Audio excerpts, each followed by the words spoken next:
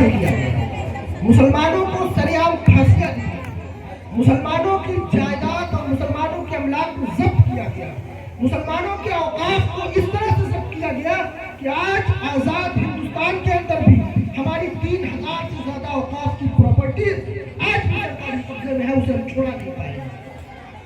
वो अलग बात है कि इसी हिंदुस्तान के अंदर लिखे गए संविधान का आर्टिकल 14 हमें इस बात की इजाजत देता है कि पूरे मुल्क के अंदर जो तमाम तरह की कौमें, तमाम तरह की कौमों में किसी भी तरह का ऊंच नीच नहीं है, सबको बराबरी का अधिकार है। वो अलग बात है कि इसी मुल्क के अंदर लिखे गए संविधान के आर्टिकल 25 से लेकर 28 तक हमें इस बात का अधिकार दिया गया है कि हम अपने मजहब पर के मुताबिक जिंदगी गुजारने के लिए मुकम्मल तौर पर न सिर्फ आजाद है बल्कि अपने मजहब के प्रचार और प्रसार के लिए आजाद है। जब आज हम गणतंत्र दिवस के मौके पर बात कर रहे हैं तो हमें इस बात पर भी बात करनी होगी कि आज इस मुल्क के अंदर अल्पसंख्यकों को जो अधिकार, अल्पसंख्यक समाज को जो अधिकार संविधान ने दिया था, क्या उन अधिकारों का हनन नहीं हो रहा है? बिल्कुल हो रहा है। आज आप देख लीजिए, एक आदत कुरान पुलिस बरामद करके बाकायदा उसे जेल भेजती है, एक आदत बाइबल बरामद करके पुलिस उसे बाकायदा जेल भेजती है। कहाँ है अल्पसंख्यकों के अधिकार? कहाँ है वो पॉलिटिकल पार्टियां जो हमें हमारे अधिकार दिलाने की बातें करती हैं? कहने और सुनने के लिए बहुत कुछ है। आज मुल्क में वही संविधान लागू है, लेकिन संविधान लागू होने के बावजूद हमें वो अधिकार नहीं मिल रहे हैं, और उन अधिकारों के न मिलने की वजह सिर्फ और सिर्फ ये है कि हम संविधान को समझ नहीं पा रहे हैं, हम संविधान को पढ़ना नहीं जानते हैं, हम संविधान के बारे में नहीं जानते हैं, हम संविधान में दिए गए हुकूक को नहीं जानते हैं, जो हुकूक हमें डॉक्टर भीमराव अंबेडकर की उस ड्राफ्टिंग कमेटी से मिला जिस कमेटी के सदस्य असदुल्ला साहब भी थे, जिस कमेटी के सदस्य मौलाना आजाद भी थे, जिस कमेटी के सदस्य इमाम हुसैन भी थे। किसको मालूम है? इतना बड़ा मजमा बैठा हुआ है, ड्राफ्टिंग कमेटी के 7 मेंबर थे, उन 7 मेंबरों में 3 मुसलमान थे। हमारी मुस्लिम कौम को नहीं मालूम, हमारे बच्चे जो पढ़ रहे हैं, जो सिलेबस में पढ़ाया जा रहा है, उस सिलेबस में उनको नहीं मालूम है कि उस ड्राफ्टिंग कमेटी में मुसलमानों के कितने सदस्य हैं। क्या हम जानेंगे अपने अधिकारों को? वही संविधान, उसी संविधान का एक आर्टिकल है 30 जो इस बात की इजाजत देता है कि हम अपने शिक्षण संस्थान कायम कर सकते हैं। लेकिन देखिए कि हमारे शिक्षण संस्थानों का क्या हाल है। आज के दौर में आप मदारिस को देखें, एक जमाना था लॉर्ड मैकाले, उसने एक नई शिक्षा नीति लागू की थी। वो नई शिक्षा नीति नहीं थी, वो बल्कि यह था कि हिंदुस्तान की कौम को पीछे ढकेल दिया जाए। वो कौम जो पिछले 1000 सालों से अपनी मादरी जबानों में तालीम हासिल कर रही है, जो साइंस, ज्योग्राफी, मैथमेटिक्स और तमाम वो सब्जेक्ट्स जो इस दुनिया में रहने के लिए और तरक्की के लिए जरूरी है, उन तमाम सब्जेक्ट्स को हिंदुस्तान के अंदर फारसी में, उर्दू में, संस्कृत में, इन तमाम जबानों में पढ़ाए जा रहे थे। लॉर्ड मैकाले ने कहा कि ये तो पूरी शिक्षा नीति खराब है। उसने मकातिब को, मदारिस को, पाठशालाओं को पीछे ढकेल दिया, और उसके बाद इस हिंदुस्तान के अंदर एक नई शिक्षा नीति आई और यह तय किया गया कि हिंदुस्तान के अंदर जो कुछ पढ़ाया जाएगा मॉडर्न एजुकेशन के नाम पर, वो सिर्फ और सिर्फ अंग्रेजी में पढ़ाया जाएगा। नतीजा यह हुआ कि हम अचानक से पढ़े लिखे होने के बावजूद जाहिल हो गए। क्यों? क्योंकि अब जो जरूरतें थी वो समाज बदल जाने की वजह से उन जरूरतों को पूरा नहीं कर सकते। हमारे वो लोग जो सरकारी ओहदों पर थे और फारसी के बड़े जानकार थे और बड़े बड़े ओहदों पर थे, वो उसी दिन जाहिल घोषित कर दिए गए कि भाई अब तो सारा काम अंग्रेजी में होना, और तुम्हें अंग्रेजी नहीं आती, लिहाजा हट जाओ यहाँ से। आज के दौर में देखिए, आजादी के बाद मदारिस इस्लामिया को बाकायदा वो हुकूक हासिल हुए, संविधान ने दिया कि आप आजादी के साथ अपनी जबान, अपने दीन की तरवीज और इशाअत कर सकते हैं, और इसी के साथ साथ अपने मदारिस इस्लामिया को अपने हिसाब से चला सकते हैं कि उसके अंदर क्या सब्जेक्ट्स होंगे और किस तरह के मदामीन पढ़ाए जाएंगे, वो आप तय करेंगे। लेकिन जब हम आज 77वां वो जमहूरिया मना रहे हैं, उस वक्त बड़े अफसोस के साथ ये कहना पड़ रहा है कि हमारी नासमझी की वजह से, संविधान और कानून को न पढ़ने की वजह से आज हम इस रास्ते पर खड़े हैं कि मदारिस इस्लामिया की जांच एक ऐसी एजेंसी से कराई जा रही है जिस एजेंसी का काम है कि वो दहशतगर्दों की जांच करे। कहाँ है वो लोग जो हमारे लीडर बनते हैं, चाहे वो कौमी हो, मजहबी हो, सियासी हो? क्यों नहीं पूछते कि क्या किसी स्कूल, किसी कॉन्वेंट या किसी भी इदारे की जांच एटीएस जैसी संस्था कर सकती है? नहीं करती है। जांच कोई भी करे, कोई फर्क नहीं पड़ता। लेकिन सवाल यह है कि एटीएस ही क्यों? आप एक कमेटी बनाइए, वो कमेटी जांच करे। आप आईपीएस ही लाइए, हमें मंजूर है आईपीएस जांच करे, कोई फर्क नहीं पड़ता। लेकिन एटीएस ही क्यों? क्योंकि आप हमारे किरदार को मशकूक बनाना चाहते हैं। और बड़ी बात यह है कि हमारी कौम के जो लोग हैं वो इस बात को कहीं ना कहीं एक्सेप्ट कर रहे हैं धीरे धीरे कि नहीं, कुछ बात तो है। चाहे वो एक्सेप्ट करना जबान से भी होता है और खामोशी से भी होता है।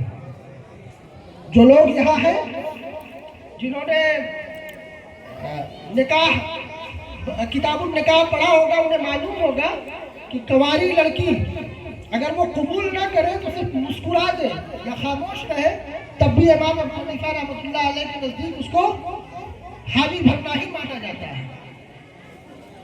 वही वाला हाल हमारा है कि हम शर्मा रहे हैं, डर रहे हैं, इसलिए खामोश हो गए तो हामी भर दी गई।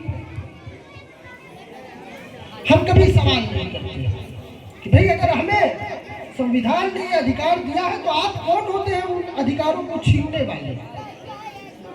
ठीक है, इस हिंदुस्तान की मिट्टी के अंदर आज भी अगर आप खोद कर निकालेंगे ना, खून निकालने की कोशिश करेंगे कि किन खून से सींचा गया इस मुल्क को, तो यकीन मानिए कि इस हिंदुस्तान की मिट्टी में जो 90% खून है ना, वो सिर्फ और सिर्फ हमारे आबा व अजदाद का है। और इस बात पर हमें फख्र है कि हिंदुस्तान हमारा था, हमारा है और मरते दम तक हमारा रहेगा। हम आज इस मुल्क के अंदर हैं तो अपनी मर्जी से हैं, हमें किसी ने मजबूर नहीं किया इस मुल्क में रहने के लिए। हमने खुद चुना कि हम इस मुल्क में रहेंगे और इस मुल्क की तामीर और तरक्की में हमारा किरदार होगा। लेकिन क्या इस तरह से होगा कि कोई हुकूमत आएगी, सरकारें आएंगी, पार्टियां आएंगी और हम उनके लिए सियासी चीज बन जाएंगे और सियासी खिलौना बन जाएंगे? कोई भी हमें एक सियासी खिलौने की तरह सिर्फ इस्तेमाल कर रहा है। आज हमारी कौम की हालत देखिए, कौम के लोगों का हाल ये है, ज्यादातर कौम के लोग ये कहते हैं कि भाई लड़के मदरसे में पढ़ रहे क्या बनेंगे। इसी गांव में आप देख लीजिए, बहुत ज्यादा से ज्यादा 10 से 15%, 25% लोग होंगे जो मदरसों में 5 तक पढ़ते हैं और उसके बाद सिर्फ 2% बचते हैं जो मदरसों में आगे की पढ़ाई करते हैं, हिफ्ज़ या आलमियत। मैं सवाल करता हूं कि वो 98% जो कॉलेजों में जाते हैं, दूसरे इदारों में जाते हैं, क्या उनका काम यह नहीं था कि वो अच्छे वकील बने? क्या उनका काम नहीं था कि वो अच्छे डॉक्टर बने? क्या उनका काम नहीं था कि वो प्रशासनिक अधिकारी बने? सवाल मदरसों से क्यों? मदरसों का काम ये नहीं था कि वो डॉक्टर पैदा करें, वो इंजीनियर पैदा करें।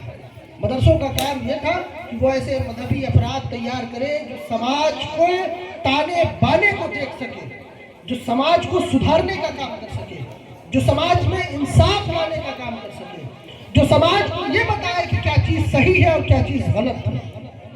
बाकी 98% का काम यह था कि वो मुल्क की तामीर और तरक्की में अपना अहम रोल अदा करते हैं। लेकिन उन 98% लोगों ने अपना अहम रोल अदा नहीं किया, जिसका नतीजा ये है कि आज सरकार ये कह रही है कि नहीं, ये 2% तमाम 98% के जिम्मेदार है। आज मदरसों का चलाना कितना मुश्किल हो गया है। आप किसी भी गांव में चले जाइए, मदारिस और मकातीब जो हमारे और आपके 10-5 रुपए के चंदे से चलने वाले इदारे थे, उन इदारों का क्या हाल है हम देखते हैं कभी? उन इदारों के अंदर जो पढ़ा रहे हैं, क्या उनके बारे में हमने कभी सोचा? आज के इस दौर में जब हर कोई तरक्की करना चाहता है और ये चाहता है कि भाई मेरी सैलरी, मुझे पैकेज जो है वो 12 लाख रुपए एनुअल हो, उस जमाने में यकीन कीजिए कि 70,000 और 72,000 रुपए के एनुअल पैकेज पे एक उस्ताद पढ़ा रहा होता है मदरसे के अंदर, और उसे भी वक्त पर तनख्वाह नहीं मिल पाती। हमारा क्या है, हम बैठे हैं, 10 रुपए हमने मदद नहीं की, उसके बावजूद एक चौराहे पर बैठ कर कह देंगे कि भाई देखो अजमत है, इम्तियाज है, ये लोग मदरसा चला रहे, बस खाने कमाने का धंधा है। बड़ी बेशर्मी के साथ ये बात कहते हैं। कभी नहीं सोचते कि क्या हमने मदारिस इस्लामिया के अंदर जाकर कभी उसके खाता बही को देखना मुनासिब समझा कि यार कैसे चला रहे हो। कभी हमने पूछा कि यार आज के वक्त में किसी डॉक्टर के पास चले जाओ तो वो 2,000 रुपए का बिल तैयार कर देता है, मौलाना 7,000 रुपए की तनख्वाह में अगर 2 बार आप चले गए महीने में तो आपका खर्चा कैसे चलता है। कोई नहीं पूछता।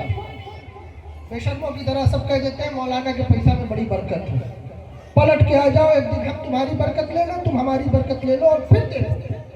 क्या हालात है आज। ये कौम अगर दलितों से बदतर जिंदगी गुजार रही है तो उसके पीछे ये कौम खुद जिम्मेदार है। ना ही कोई सियासी तंजीम जिम्मेदार है और ना ही कोई कौमी तंजीम जिम्मेदार है, कोई चीज नहीं। और ये बात याद रखिए, आज हिंदुस्तान के अंदर एक चीज निकली है, हर कोई कह रहा है कि हम तो सियासी यतीम हैं। बस यही वजह है कि हम पिछड़ गए। उस हिसाब से तो क्रिश्चियनों को चले जाना चाहिए था किसी और जमाने में। उनकी कोई सियासी जमात नहीं है, वो पढ़ रहे हैं, बढ़ रहे हैं, तरक्की कर रहे हैं, उनके लोग बड़े बड़े ओहदों पर हैं, तमाम चीजें उनको मिल रही है। तो सियासत हमारा हल न था और न है और ना ही होगा। अगर कोई हल है तो वो सिर्फ और सिर्फ तालीम है।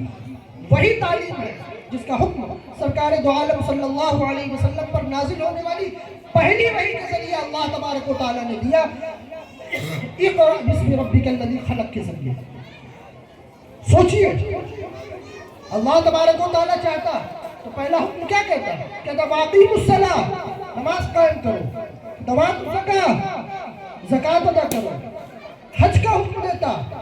अल्लाह तबारक व तआला चाहता कुछ और भी कह सकता था, लेकिन अल्लाह तबारक व तआला ने पहला हुक्म जो इस इंसानियत के लिए, पूरी दुनिया के लिए अगर कोई पहला हुक्म दिया तो वो कौन सा हुक्म था, इक़रा, पढ़ो।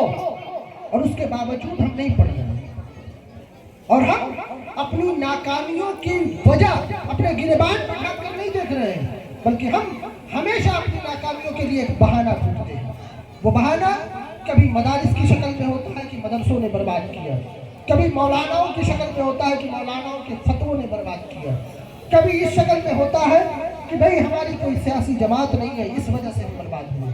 नहीं, कितने मदारिस इस्लामिया हैं इसी जिले के अंदर कि वो सिर्फ और सिर्फ हमारी और आपकी चकल्लश की वजह से, हमारी और आपकी सियासी नजरियात की वजह से, हमारे और आपके राजनीतिक मतभेद की वजह से बंद पड़े हैं। उनके अंदर हमारे साइज की घास जम चुकी है। तालीम का सिलसिला बंद हुए सालों हो चुका है। बच्चे आज मजबूर हैं कि वो गैरों के स्कूल में जा रहे हैं, सुबह सुबह सरस्वती वंदना कर रहे हैं, तो कहीं उन्हें बाइबल पढ़ाई जा रही है। मदारिस हमारे बंद होते चले गए। बड़ी तादाद में मदारिस जो हुकूमतों ने नहीं, हम और आप ने खुद बंद की। हमें आज इस यौम जमहूरिया के मौके पर मैं सिर्फ यही बात कहना चाहूँगा, पहली चीज़ कि संविधान में दिए गए अपने अधिकारों को हमें पहचानना होगा। दूसरी चीज़, एहसास कमतरी का शिकार ना हो। जिस वक्त लोग आपके ऊपर हमलावर हो कि आपकी हुकूमत वतनी का आप सर्टिफिकेट मांग रहे हो, आप उनसे पूछिए कि तुम्हारी आज़ादी की लड़ाई में एंट्री कब हुई, कहाँ हुई, कैसे हुई, तुम बताओ। यकीन मानिए, मैं एक मंच पर खड़ा हूँ, इस मंच से मैं ये बात बड़े दावे के साथ कह सकता हूँ कि 1857 के विद्रोह में दूसरी कौमें इस वजह से हमारे साथ आई क्योंकि उन्हें पता चला कि अंग्रेजों के कारतूस में जो चर्बी लगी हुई है वो चर्बी गाय की और सुअर दोनों की चर्बी है। अगर उन्हें ये बात न पता चलती तो शायद इस विद्रोह में ना आते और 1857 में भी वही लोग पर गोलियां चला रहे होते जिन्होंने 1857 से पहले 1757 से लेकर 1857 तक हम पर गोलियां चलाई। और ये बात मैं यूं ही नहीं कह रहा हूँ, आप जाइए, किताबें उठाइए, हंटर को पढ़िए, एडवर्ड स्मिथ की पढ़िए किताब। ये किसी में मुसलमान मुसलमान इतिहास की किताब नहीं पढ़ने को कह रहा हूँ। हंटर अंग्रेज मौलिक है, एडवर्ड स्मिथ अंग्रेज मौलिक है। आप पढ़िए उनकी किताबों को, देखिए उन्होंने खुद इस बात का एतराफ़ किया है कि हमने मुसलमानों पर हिंदुस्तान के अंदर हिंदुस्तान छीनने के लिए मुसलमानों पर कितने मजालिम उठाए। और उन्होंने इस बात को भी लिखा है कि जाहिर है कि हम फौज लेकर इंग्लिस्तान से यहाँ नहीं आए थे, मजालिम उठाने वाले जो भाड़े के टट्टू थे वो भी यहीं पर थे, और उनका मजहब, उनकी कौम, उनकी संस्था, वो तमाम चीज़ें आप देखिए और उनसे सवाल कीजिए कि आज हमसे हुकूमत मदनी के सर्टिफिकेट मांगने वाले 1857 से पहले यानी 1757 से 1857 के बीच इन 100 सालों में क्या कर रहे थे।